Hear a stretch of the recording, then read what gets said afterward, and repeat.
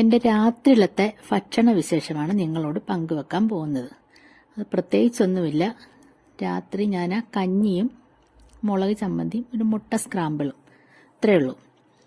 അപ്പം മുളക് ചമ്മന്തി രാവിലെ റെഡിയാക്കിയത് ഇരിപ്പുണ്ടായിരുന്നു. പിന്നെ ഒരു മുട്ട സ്ക്രാമ്പിൾ ചെയ്യാമെന്ന് വിചാരിച്ച് പാൻ എടുത്ത് ചൂടായി അതിലേക്ക് എണ്ണയൊഴിച്ച് കടുക് വിട്ട് അരിഞ്ഞു വെച്ച് സവോളയും പച്ചമുളകും ചെറുതായിട്ട് അരിഞ്ഞു വെച്ചത് അത് ഇതിലേക്കിട്ട് വഴറ്റാൻ തുടങ്ങി. അത് വഴറ്റി കഴിയുന്ന സമയം കൊണ്ട് നമ്മളൊരു മുട്ട എടുത്ത് ഉടച്ചൊഴിച്ച് അതിനൊക്കെ ആവശ്യത്തിന് ഉപ്പ് ഇട്ട് നല്ലതുപോലെ ബീറ്റ് ചെയ്ത് വെക്കുക.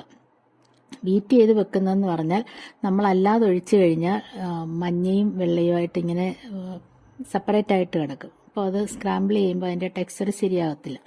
പിന്നെ ഈ സവാള വഴണ്ട് കഴിയുമ്പോൾ ഈ ബീറ്റ് ചെയ്ത് വെച്ചിരിക്കുന്ന മുട്ട ഇതിലേക്ക് ഒഴിച്ച് പാൻ ഒന്ന് കറക്കി കൊടുക്കുക. അപ്പോൾ 4 വശത്തേക്കും ഇത് മുട്ട അങ്ങോട്ട് സ്പ്രെഡാവും. സ്പ്രെഡായി കഴിഞ്ഞ് ഒന്ന് സെമി കുക്കായി കഴിയുമ്പോൾ തവി കൊണ്ട് നമ്മൾ പതുക്കെ ചെറിയ പീസാക്കുന്ന പോലെ ചെറിയ ചെറിയ പീസാക്കി ഇങ്ങനെ ഇളക്കി ഇളക്കി കൊടുക്കുക. അപ്പോൾ നമ്മൾ കഞ്ഞി കുടിക്കുമ്പോൾ ഇതിനകത്തുനിന്നൊരു പീസ് എടുത്ത് കഴിക്കുകയും ചെയ്യാം. അത് നമുക്ക് നല്ലതുപോലെ അത് ഒരു ഫീൽ ചെയ്യും. പിന്നെ ഇത് വെന്ത് ഇറക്കാറാകുമ്പോൾ കുറച്ച് കുരുമുളക് പൊടിയും കൂടെ ചേർത്ത് മുട്ട സ്ക്രാമ്പിൾ റെഡിയാവും. പിന്നെ കഞ്ഞി ചൂടായിട്ടിരിക്കുമല്ലേ, അത് തണുക്കട്ടെന്ന് വിചാരിച്ച് ഞാൻ ഡൈനിങ് ടേബിളിലെല്ലാം ഒഴിച്ച് പ്ലേറ്റിലാക്കി വെച്ചിട്ടുണ്ട്. ഇനിയിപ്പോൾ 2 പേരും പഠിക്കുവാണ്. ഇപ്പോൾ വരും, വിളിച്ചിട്ടുണ്ട്, ഇപ്പോൾ എത്തും. അപ്പോൾ 3 പേർക്കും കൂടി കഴിക്കാം.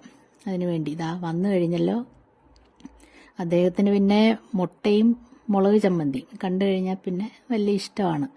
അങ്ങനെ ഞങ്ങൾ 3 പേരും കൂടി കഞ്ഞിയും ചമ്മന്തിയും ഇതെല്ലാം കഴിച്ച് ഞങ്ങൾ 2 പേരും കഴിച്ചിട്ട് എഴുന്നേറ്റു. പക്ഷേ ഇവിടെ ഒരാൾ കഴിച്ചുകൊണ്ടിരിക്കുക. മുളക് ചമ്മന്തി തീരുന്നതാണ് അവൻ്റെ ഇത്.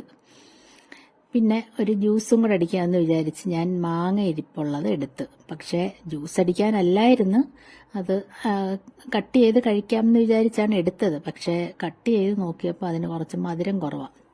അപ്പോൾ പിന്നെ ജ്യൂസ് അടിക്കാതെ പറ്റത്തില്ല, കുറച്ച് പുളിയുമുണ്ട്.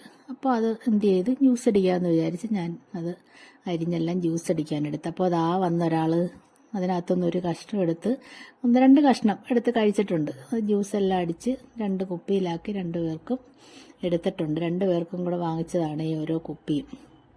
അതെടുത്ത് എല്ലാം റെഡിയാക്കി കൊടുത്തിട്ടുണ്ട്.